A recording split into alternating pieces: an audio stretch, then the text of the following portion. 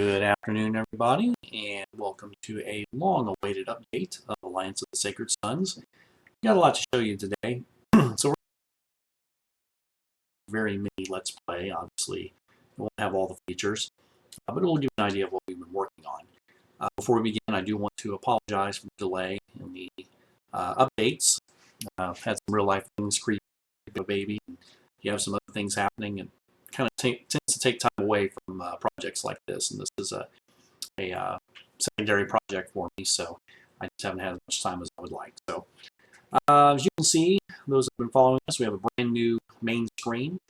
I'll go ahead and start a new reign.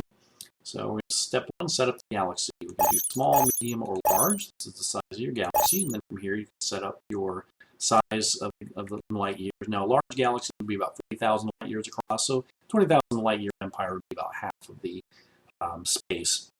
You can also set the other civilizations. You can set all the way up to 8. For purposes of this build, we'll just keep it small. All right, so next, this is new. You'll be able to choose your culture. Now, this is a huge part of the game. There are 6 primary cultures in what we call the inner ring of the galaxy. We have Neo-American culture, Traditionalist, Technic, which is what I usually pick, Mercantile, Gilded Worlds, and Spartic. Now, every culture, just like on Earth, different cultures have different strengths, different weaknesses, have different feelings about certain things, and of course, people tend to get along better with the culture that they're a part of. So it affects a lot of things. Your culture affects primarily which houses you start out with friendly. Your home world will start out with that culture, and people in that culture will tend to be more favorable towards you, as well as you having certain benefits. So cultures have primary ideas. Ideas we'll get into in a little bit. Basically, a Spartic warrior ethos. They're 10, which means they're killing people and put Klingons to shame. Authoritarianism at a 9. Then these go from 0 to 10, where 0 is on the low point of the scale and 10 is on the highest point. At a 9, and unitary self, which essentially is self-reliance. So that's kind of what it is. And they have associated major and minor houses. So Waldegrave, if they're in the game, there can only be 5 great houses at any one time and 5 minor houses. And they pick randomly from a pool of about 10. So if they're in the game, they will be Spartic. So we're going to go be Technic. I like to be Technic. So we have Curly Finn, Zamuda, and Farkas. Farkas and Zamuda are minor houses. Now, there's not a whole lot here yet. We don't have a lot of the art assets. We're going to be Hawkstorm. And we'll go black and red just to make it fun. Now, eventually, we're going to have a lot more backgrounds and symbols to choose from. Those are just art assets we haven't gotten to yet. And last, the Emperor Creation. There's a lot more you can do here. You can be male or female. We're going to have a 3rd gender when we get the art. We're going to call ourselves a very imaginative name of Steve. That's my house name, so I'm already Hawkstorm the First. And we'll be this little debonair guy. So as you can see, I'm already the Technic culture. These are some strengths and weaknesses of that culture. All right, so we're going to go ahead and load the Empire. Now, like I said before, a lot's changed. We're not going to do a full Let's Play. It's going to be more of an overview of some of the decisions you might make early, even in this build. There's a fair amount of things that you can do. So what it does, it runs through 5 turns, and then it starts the game, so everything has a chance to kind of settle. You know, it's not quite Dwarf Fortress where it does 1,000 years prior, but there's a lot going on behind the scenes. So in a moment, we'll have our new empire and our new universe, and we'll be able to show you all the changes. So hopefully you'll see that it's worth the wait. This is the first build that we've had the new name, Alliance of the Sacred Sons. Yes, we've grown to love it, and this is quite an interesting history behind the game that I think the Alliance of the Sacred Sons name actually evokes. So I guess Oliver can speak to a little bit more of the history, but basically humanity has fought off 2 wars against the Zil for the last 1,000 years. Okay, so we're here at the main screen. Now the first thing you'll probably notice is that we now have constellations. So we have green, we have yellow, and we have red.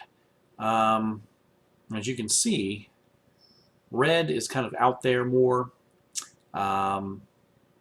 Yellow is kind of in the middle. These are kind of your middle cultures, and green is what you would call the inner circle. So let's go ahead and zoom in. This is Egypt Hawk. Now this is always the constellation you start with. And over here is Manticore. This is also constellations. As you can see, there's 1, 2, 3 provinces in this new system. So let's go ahead and zoom in. Let's take a look at New Terra. Actually, let's go ahead and zoom in a little bit. There we go. All right.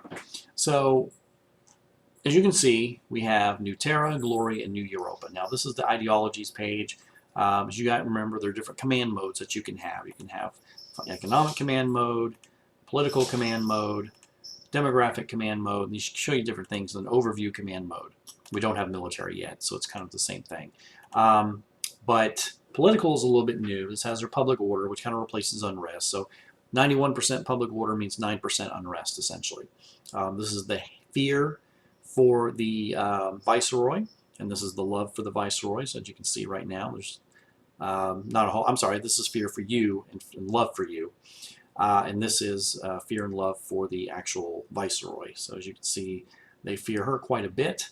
So she is ruling by fear. We'll get a little bit more into that in another developer diary, but essentially you as the emperor can rule by fear or rule by love, and there's different dynamics to each.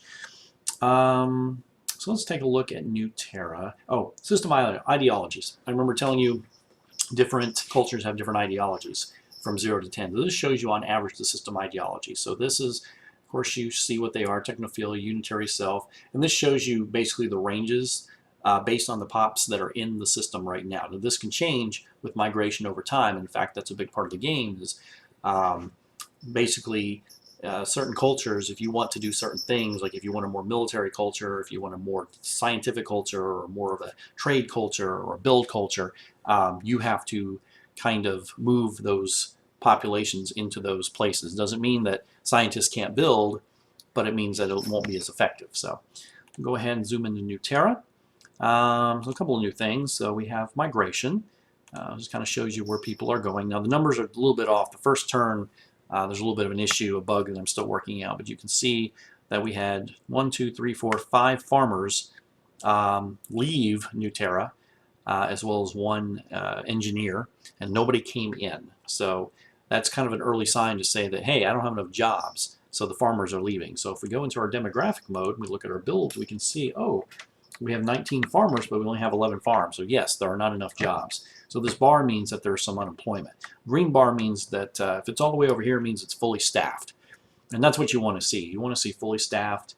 Now what you don't want to see is this. Right now, all the resources are in the red, which means that eventually they're going to run out. Now, obviously, this is the home world, and there's a tremendous amount of resources. But if we go back and look at another planet, let's look at Glory. Let's see what they're doing.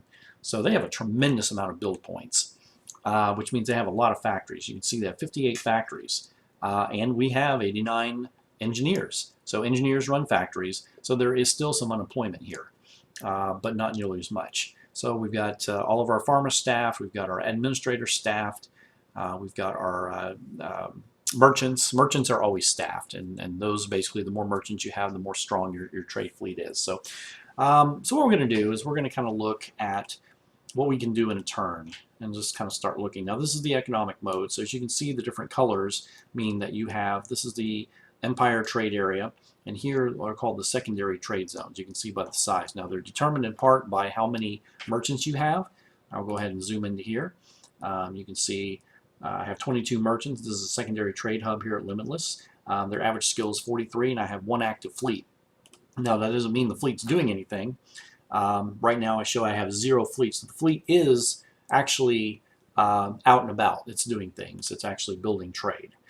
So there's a couple of things that I can do. If I want to build trade further, I can actually create a project. I can expand trade infrastructure.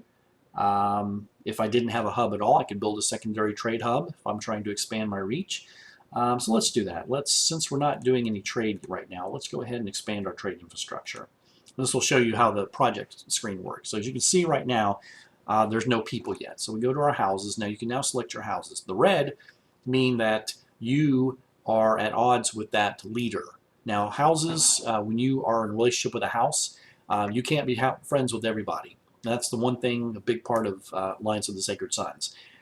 Some houses you can develop a strong relationship with, but because the houses themselves have innate likes and dislikes, and they have ancient enmities. You cannot like all the houses, because some houses will not like you because you like another house. Kind of the enemy of my enemy is my friend, but the friend of my enemy is my enemy. It's kind of like that. So right now I'm going to go ahead and turn on all the houses just so you can see, and you can see there's Hawkstorm. Obviously we're good. Yellow means I have average relations, and then red means I have poor relations in general. So on the planet, there's 2 people on the planet. This would be the system governor and the viceroy. So there's nobody else on the planet. So the first thing I do when I look at creating a project is having an administrator. So administrator, we look at skill. So the number here indicates how many people can add to the projects. This is anybody that can contribute money or admin. This percentage here is how much, essentially how good they're going to be at the job. Now, that's influenced in part by their skill as a character, but as you can see here, this person hates me. She's shunning me. We don't have a good relationship. You can see, so she's at a 23%. So if I put her in as an administrator, she is going to knock all my admin that I put in that project. She's going to effectively reduce it by 75%, which is not what I want, because it's going to take a lot longer to finish a project. This guy's at a skill 2. Still, he's neutral, no relationship. 63% is not great. So let's see if there's anyone else in the system. Maybe there's other people that I can look at. Well, I don't have any in the system, so let's look at the province. Now, obviously, there's a lot more people. So we're going to sort by skill, and then we're going to sort by administrator effects. So I have a skill 7 here with a 1,761 admin. That's pretty crazy, because he has a skill of 7. That is a tremendous amount of admin. In fact, I've actually never seen a skill that high. That's interesting. So we're also going to sort by administrative effects. So we are allies, or we're friends. That's the highest level you can be. Friends are actually higher than allies, because friends in this future are considered, that's a bond stronger than blood. So this guy is amazing. He is in my house. Let's take a look at him. Provincial Governor, Gergo Demeanor of the Great House of Hawkstorm. So this guy is a hoss.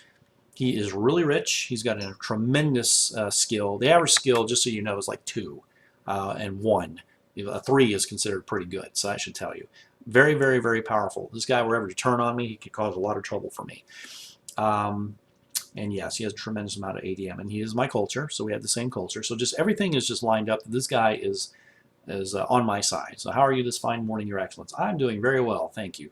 Thank you, sir. So I'm not going to use him for this, because I only need 100 ADM, and I certainly don't want to waste him on being an administrator. So I'm going to look at, here we have skill 5. We have a system governor. Now, one thing about putting in an administrator. Now, when you create a project, this creates prestige for every project that you create. You as the emperor, you get half of the prestige, and then the administrator gets the other half. So this is a 30 power. So if I put her into it, and I'll drag and drop her, you'll see she gets 15 power. Now if we click on her, we see she has her base power here, and then this is kind of her achieved power. And the base power is pretty much set by the where she's located, like she's a system governor of a reasonably large system. If I were to put her in a backwater system, or make her a viceroy of a tiny world, then this power would actually drop. This is her base power. This is achieved power. And this goes up and down, excuse me, depending on what they do throughout the game. And that goes up and down. That stays permanent. So even if I were to move her to another planet, or bump her down to a viceroy, while this number would drop, this number would stay the same. Because it kind of reflects what she's done, her reputation, and her abilities. So, but she doesn't have any money. So she doesn't have any wealth. So right now, I am going to put her there, because administrators cannot fund, nor can they produce ADM. So I'm going to leave her there. So now, as you can see, she has a skill of 5, and I have 5 contributors now. So obviously I could drag him and be done with it, because that would be way more than 100 ADM plus the administrator effect, but I'm not going to use him right now. I'm going to look at my admin, and I'm going to sort by ADM. And okay, so here's a system governor with 374. Again, overkill. Let's look at, and he can also fund the entire project. So one thing you look at when you're not only, and that's what's very different in Alliance of the Sacred Sons. So like a 4X, normally you create a build queue, or build another factory, or build a ship, and there's absolutely no, it doesn't matter. They're just your nameless people out there building this stuff, and nobody cares. Well, here the people that you put on the projects, they're generating power and prestige. So if you put someone in a project too many times, other houses are going to start looking at that person askance, because if you start giving all the projects to one house or two houses, the other houses are going to look at that, and they're going to start lowering their view of you. So, and that may be what you want to do. I mean, it depends. If you're trying to piss everyone off and have one house extremely happy with you, if that house is strong and has benefits that you need, then so be it. If you want to try to maintain okay relationships with all the houses and not have everyone mad at you, you can do that too. It's kind of how to you, but this is how you start to shape that. So this is Igaraja Alti. So there's also Igaraja Bass. It's one of the houses that are here. I don't think both of them are here. Nope, it's just Alti. They kind of are mirror images of each other. So the house is not positive. So what I can do, if I put him into the contributor, now he would get all the power because he's funding the entire project. And let's take a look. So if I click on him, yeah, see, he's already a very powerful person. I can look, this little icon here shows green, yellow, red, the amount of power that they have. So I'm going to go ahead and his relationship to me is neutral. So he doesn't hate me. So I'm going to go ahead and execute. This is a one turn. Now I can execute. So you see now expand trade infrastructure. So what that's going to do is that's going to increase my trade level. That's going to facilitate more merchants coming to hopefully migrate into this planet, and it's going to increase their abilities. So as you can see, their ability is 43. So we're going back out. We'll go ahead. I've got 1 AP left, so I can't really do a whole lot more. I'm just going to go ahead and end turn. Now you'll have anywhere from 2, 3 APs. You might have 6 or 7. That will grow very slowly over time as you get more, but that is a fairly random number. So you might, and they don't carry over. So if you have a whole bunch of APs at the end of a month, then they don't carry over. So as you can see, for the new turn, I'm going to have 3. Now it takes 2 AP, which are action points, to create a project, and it takes 1 AP to connect with a character to have them do an action. So we'll actually do that next turn. All right, so let's go ahead and go in. Let's take a look and see. So that passed. So as you can see, limitless. So we now have 34. So that's a little bit more. Now, 15 merchants are required to run 1 fleet. So right now, this planet can actually run 2 fleets. So do I have any fleets that are going? Because you can actually see them on the fleets that go. They're actually created. You can see them on the board, but there are no trades. And trades are a fairly complex subject. That's actually probably good for its own web piece, because there's a very complex way. But essentially, you see here, things in blue are things that a system has, things in red are things that a system needs, and if they're within this same color space, there's a possibility that a trade can happen. That's basically what happens. There's a lot more to it, but that's the gist of it. So what you want to do, as you can see here in Cariad, both planets or both systems are connected. It's a little hard to see this color because it's over but you can see right there. So this is a contiguous trade block, and provinces can trade between provinces. So for Neo-Cyrus, the province hub is also the same as the Empire hub. So these two can trade. So there's trade anywhere you see, which is good. Now, if I had, say, I added this planet, I would need to add a trade hub in order for them to link. Otherwise, all they can do is receive emergency supplies. They can't actually send out their own goods and make money. So, okay, so what I want to do, I want to go ahead and expand out here. Now, one thing when we look at military, we have what are called logistical ranges. So what these do is these let you basically go anywhere that are in the blue. You can explore, you can colonize. Now, because I've got logistical, and that they're not always built, I don't actually need to build a new one if I want to expand out here, or if I want to go into Nirvana. So let's go into here. Let's see. Nirvana system. Okay, I have very low intel, and I'm not really excited about a barren planet anyway, so I'm not going to put more intel into that. Let's see what Layla has. Well, we've got a bunch of gas giants. That's not going to help. If I wanted to explore a particular system more, let's see, what about fertility? Well, we've got okay, looks like we've got a greenhouse planet and a barren. Let's go ahead, just for purposes of, let's go ahead and survey the system. So what we can do, we can scout the system. And this is for if we had a star that had absolutely no information. We couldn't even see, and I'll show you an example of when you have a 0 survey. So there's nothing here.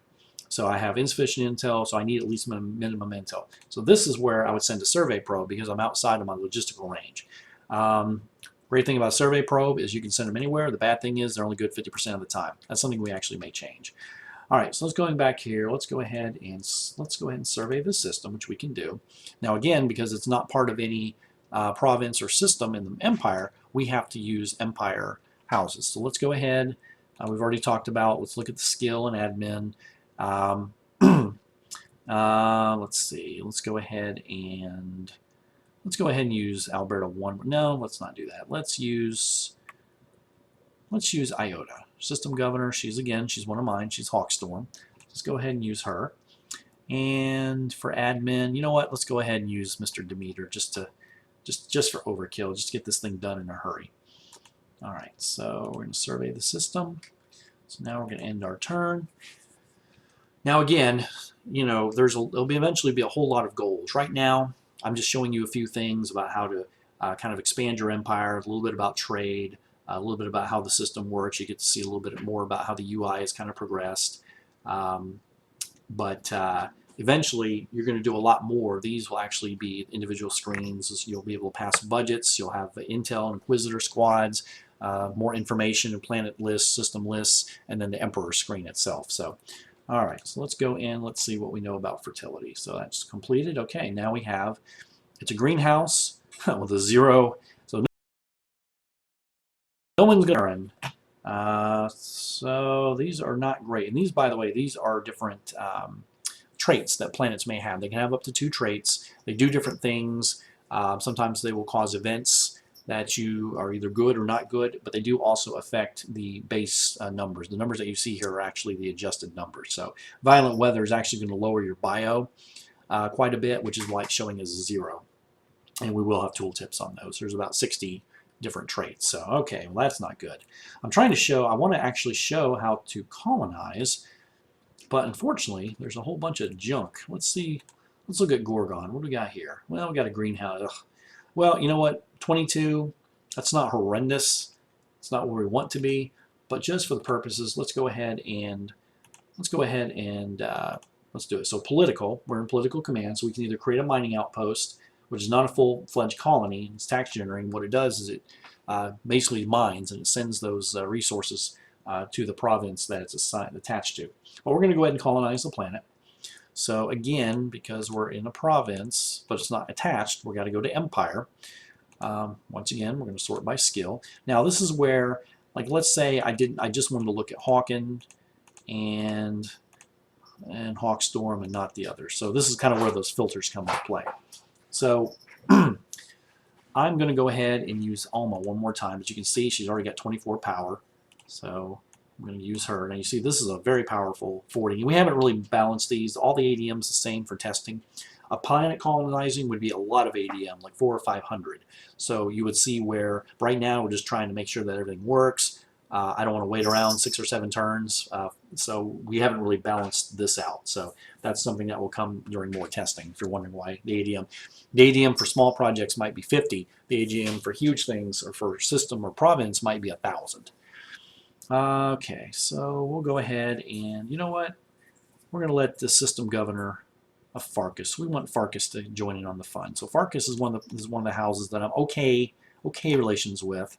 So we'll go ahead and get him involved. And what are we? And we're friends, so that's good. He'll like that. So let me show you two. Here, let's do one that we might want. Let's see. Let's go down here. Someone that maybe doesn't like me very much. Okay, well, here we go. I'm prey for this person. Let's see. I've got pretty good relationships with most people. That's because I don't have the ones that I'm most neutral with on. You don't start out with like terrible relationships with most people. The game would be very, very difficult. So what I'm going to do is, let's see. Well, okay, we'll go with him. Let's do prey. They're not very happy with me. So let's click on him. Huh, you dare to hollow me. What guts you demonstrate? Let's see if we can get her a little bit more on our side. So let's go to friendly actions, and we can give an affectionate gift. Now, because she's a courtier, she's not a certain things that we can't do, but we can at least give a gift, and we'll see how that goes. So we have this here. So yes, we're going to confirm the action. and nothing really happened. There's quite a bit of things that we're working on. Let's try planetary viceroy. Okay, well here we go. So friendly action. Okay, see now there's more that you can do because she's actually in office. So let's give her a praising speech. Only problem is if I give her a praising speech, I'm not going to have enough AP to finish the project. So, let's do that next turn then. Otherwise, that will be kind of silly. Okay, so that's going to take 2 turns. I'm okay with that. Let's go ahead and who's going to fund this bad boy? Hawken. Van Rigel. Do I want Van Rigel to get a part of that? No. Let's just get someone to fund. So I'm going to sort by wealth, and at the top, so 100%. I'm going to get Hawken. Hawken is another one. Now that's a house that you really want on your side because they tend to have the warships and they have the best military. So they also tend to have the best technology. Not obviously in play right now, but as you build the game, then that will be more of a thing. Okay, so now we have plenty with 2 turns, 160%. So you see when you have one person that puts a whole lot more into a project, it tends to dampen out the other person's contribution. So that's something else you have to watch for too. So that's why it's not good to put one whale and one minnow in the same project because the power is going to be imbalanced. Let's go ahead and execute. So there's colonized planet. So that's going to take a couple of turns. So now I'm out of power. So let's go ahead and turn and see what's we got going on here. So we're going to Gorgon. So that's going to take 2 turns. And as you can see now, one thing too is sometimes, depending on, sometimes it says 2 turns, but sometimes they don't have all the APs that they say. And there is a little bit of a difference in how long it will take. So this is a little bit off. You don't want it. It looks like it'll take about 6 turns, which that's a little bit much. But you'll have a spread in the game. You'll say it could be anywhere from 2 turns to 5 turns, and it will be within one of those. So in this case, it's probably going to take about 8 turns, which is way more than what I'm looking for. So it is working. It just means that someone has changed someone has changed their relationship with me, or the administrator they've lowered their skill or they've lowered their rating. Maybe because they've stopped liking me or something's happened. So they're going to start dragging their feet. And I will see that. Now what I will be able to do eventually is click on here and it will open up a project display. That lets me see who my people are, what their relationships are, and it'll give me some clues as to why this project is slowed down. So in the meantime, let's take a look at, while we're waiting for that, let's look at demographics. So this kind of shows you the migration. I know we touched on that a little bit, but one thing you'll see is that when we do get a new planet, you're going to see a lot of migration. See, right now everything's pretty stable. There's not really a lot of reason for people to leave, although Culmination's losing some people. Why is that? So Vestal lost 3 million. Well, because 3 people died. Well, that's unfortunate. And people, yes, people do die in the game. People are born. That's another way to get pops. You do have the healthier planets will tend to have more people born. Also, cultures will have an effect. So, right. So while we're waiting for that, let's go here. So here's Limitless. So here's the cultures. I hadn't shown you that. So right now you see the 2 top cultures on this planet, 48% traditionalist, 21% technic. Now, traditionalists and technics do not get along, so that is going to lead eventually to some strife, and you will see that in the tensions. And that's not active yet, but you will see which 2 cultures have the highest tensions, and that will contribute to public order. So you want this public order to be as close to 100% as possible. Let's say that public order was low. Let's just say that, oops, sorry.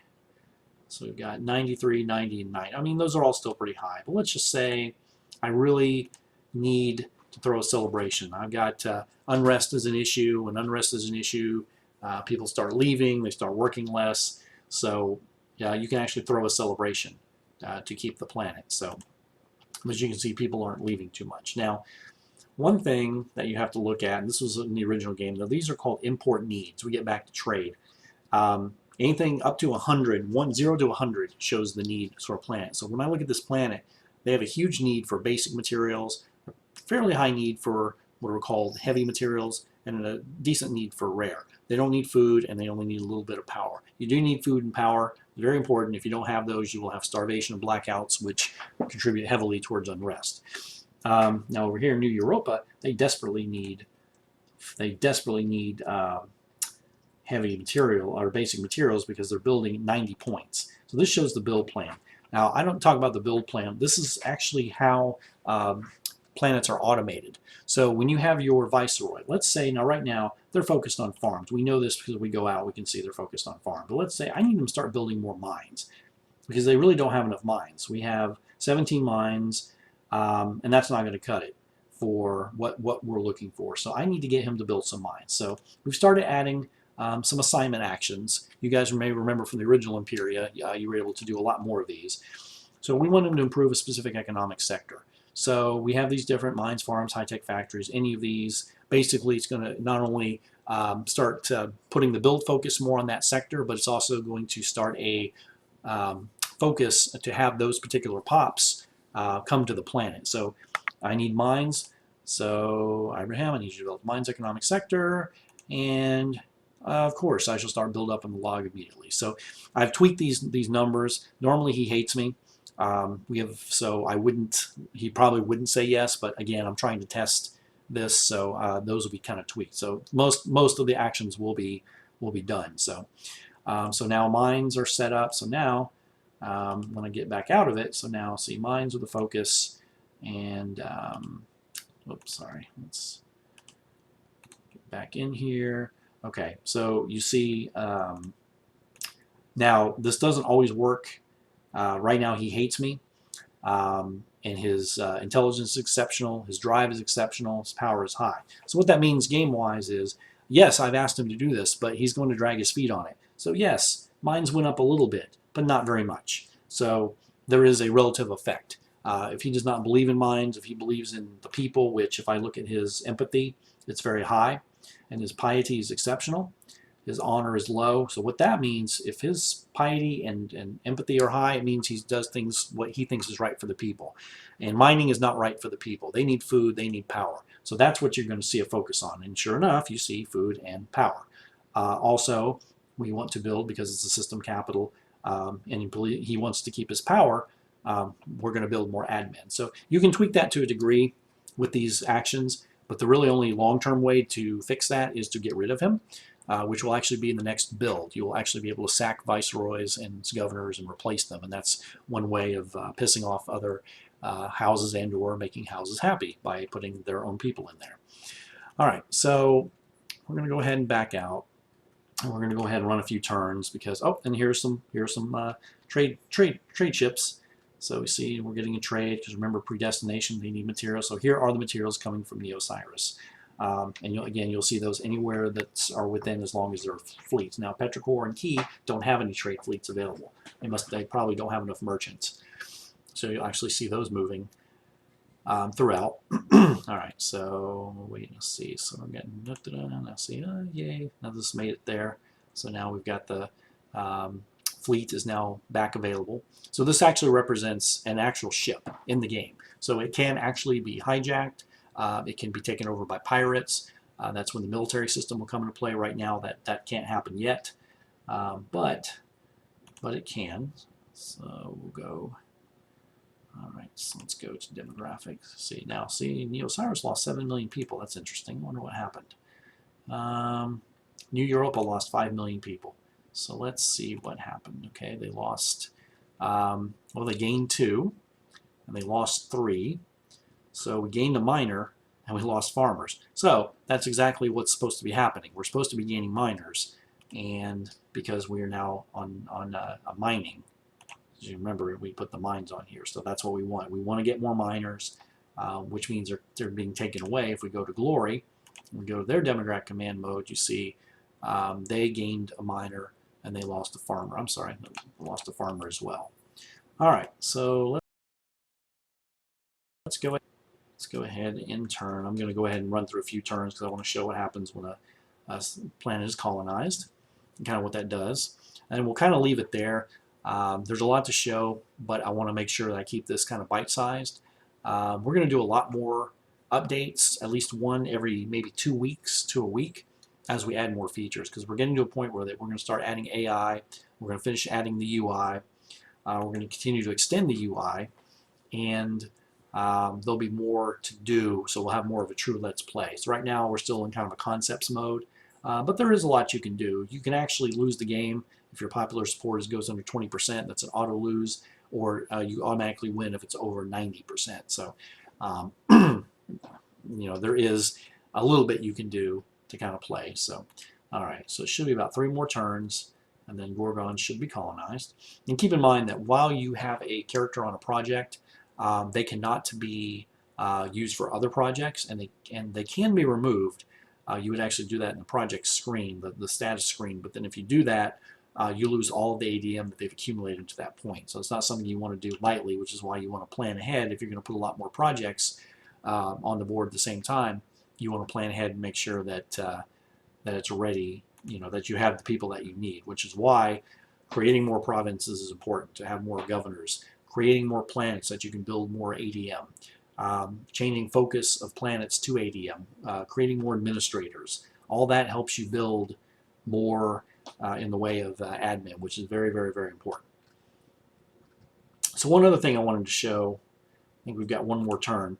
So one thing on the how characters are paid. So we go into the demographic mode, we look at revenue. So this is Glory, provincial capital. So their revenue is 128 billion credits. Now, they're getting hosed on trade.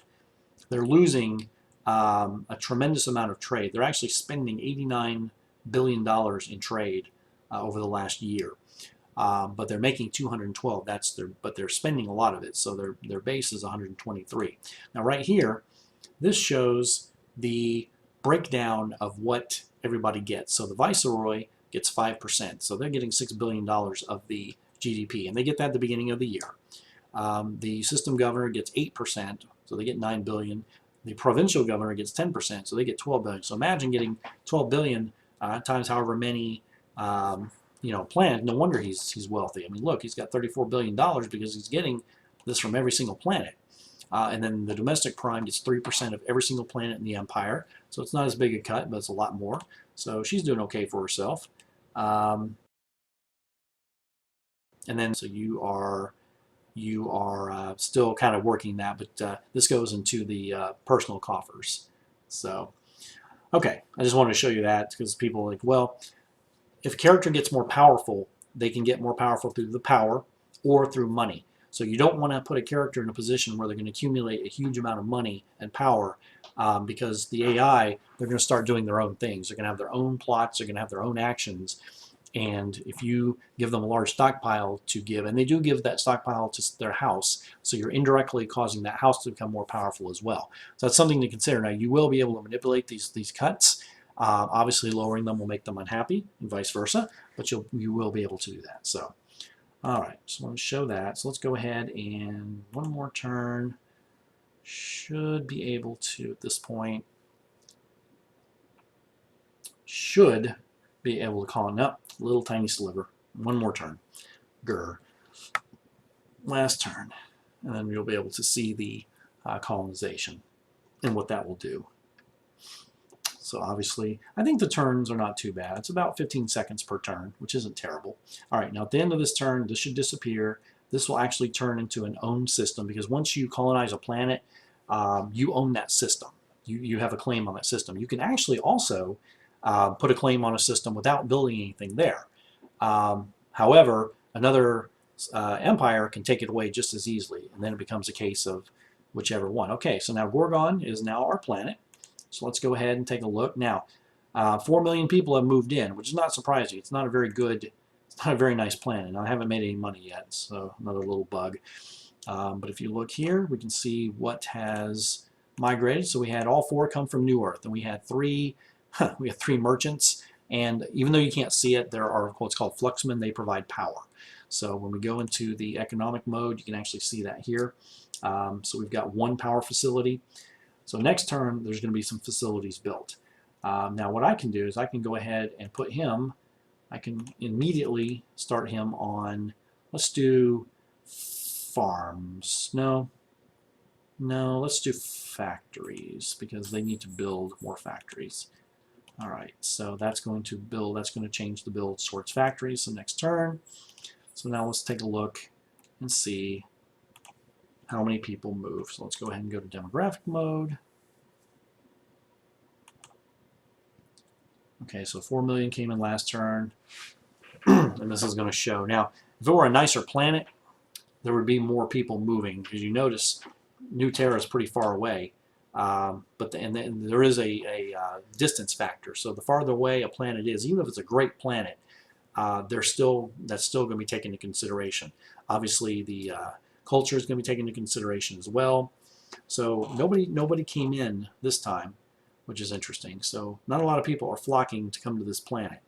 Now, to be fair, it's a barren planet. It's only got a 22 bio, which is only because it has very mild seasons. So people aren't exactly flocking in. And public order takes a while to develop.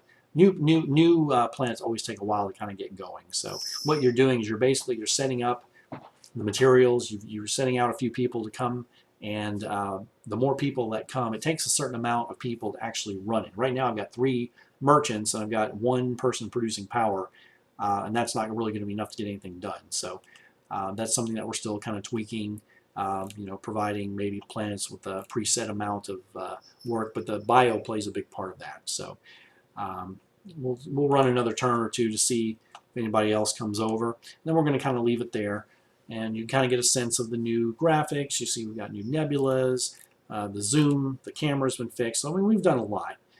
It's just a matter of starting to put in more of the mechanics and gameplay systems, and no show-stopping bugs. The game doesn't crash or anything like that, so that's always good. So, all right, 1 million. So somebody came in. Let's see if they were born. Nope, they migrated. So, actually, you know what? This is one of those small things where you have to actually click on another planet for it to update, and then go back to that planet. So that's just the update. The update has to be rewritten. So there's the million. There it is. And it was another worker for the power. So as you can look now, so we still have 3 of those. Those don't show up. We don't have an icon for them.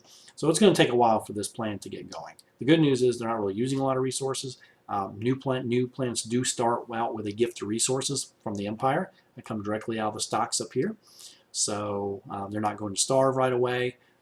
But you've got to want people to get there, and of course sometimes there'll be abilities to kind of throw money towards new colonies to make it more adaptable. But the best way to get people to come to a new colony is to not colonize a crappy planet. I mean, that's really the number one. There's not a lot of unrest in the Empire. There's some more ships going. There's a trade going there. So you don't have people clamoring. Now, when your empire starts getting a lot of unrest, popular support starts dropping, that's when it's good to start colonizing planets, because then you have a lot of unhappy pops looking for a new home. Right now, we don't really have anybody up and leaving. If you look right next door, we've got public order 79%, which is phenomenal. Jobs-wise, if we go in, there's some farmers out of work, and there's 1 academic, but for the most part, everybody's pretty much employed. So that's kind of where they're happiest. So, and they are building farms here. However, they are out of basic materials, so it's going to take them a lot longer to build. So, a lot to go over. I hope that kind of helps answer some of your questions, and we've kind of gone over a variety of different subjects, but that's where we're at right now, and hopefully we'll have an update in the next few weeks. Until then, Alliance of the Sacred Sons. Thank you.